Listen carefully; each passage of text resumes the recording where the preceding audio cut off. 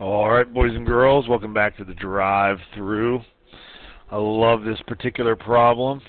Not to say I'm great at it, but it really sums up a lot of the stuff I understand about 3-space and about planes and about vectors and projections and all sorts of stuff. So, find the distance between these two planes. I hope you recognize that the only reason we can even find the distance between these two planes is that they are parallel.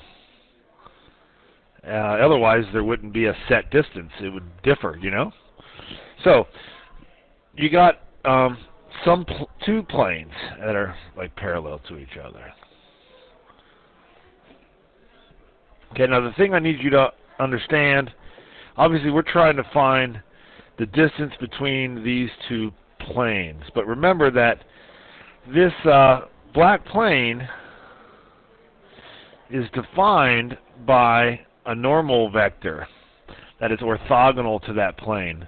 And you should recognize that this red plane is also defined by a normal vector, and that normal vector is 1, -3, 4 for both planes.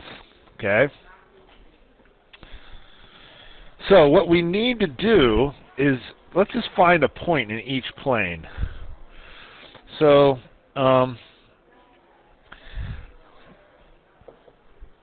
first of all, the normal vector to each, we're going to say is 1, -3, and 4. That is the vector that is orthogonal to the plane. It is the vector that defines the plane. Okay? Now,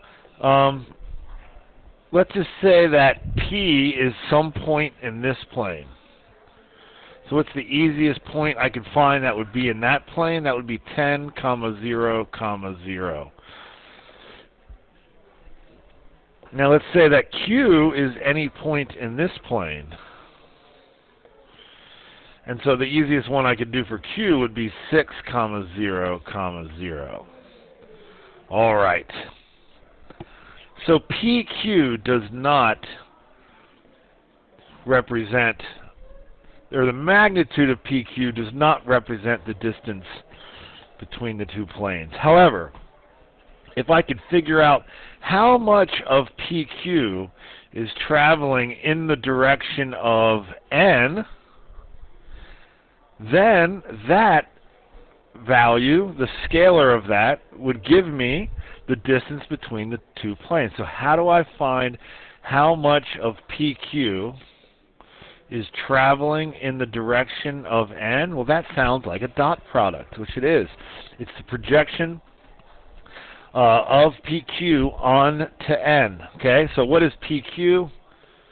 PQ would be -4, 0, 0.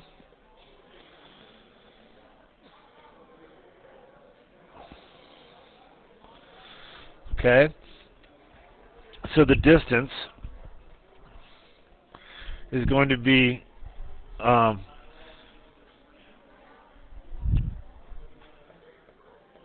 PQ dot N over the magnitude of N.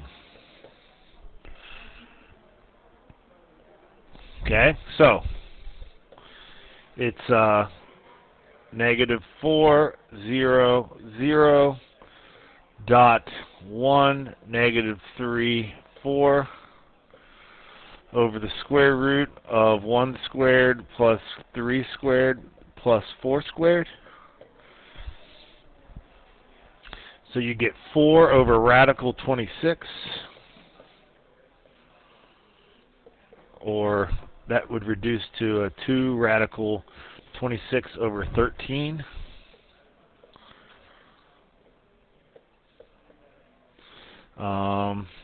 Or you could just write it as a decimal, because that would make sense too. I hope that helps. Boom!